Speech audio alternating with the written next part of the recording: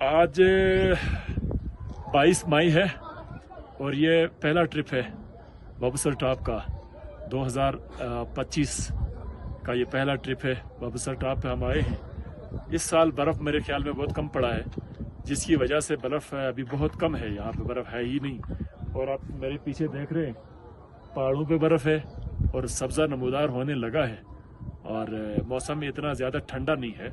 वैसे यूजुअली यहाँ पे हम पहले आते हैं तो ठंडा हुआ करता था इस सीज़न में, लेकिन मौसम भी नॉर्मल है और बड़ा मज़ा आया एंजॉय करने के लिए। अगर किसी का शौक़ हो तो बबसर टॉप अब ओपन है, रोड अच्छा है, खुला है, आ जाएंगे।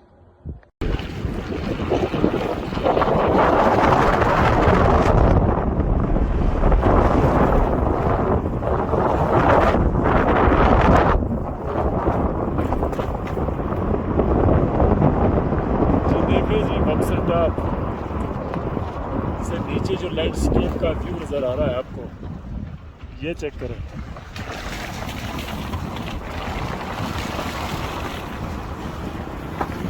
ये एक दिन हुआ है, अभी रोड खुला है, आप आ सकते हैं, व्यू देखें, आगे तक व्यू देखें।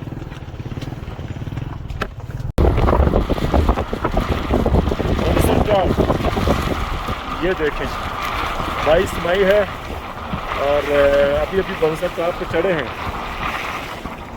यहाँ पे देखें पहाड़ों पे बर्फ़ है, लेकिन बर्फ़ थोड़ा कम है।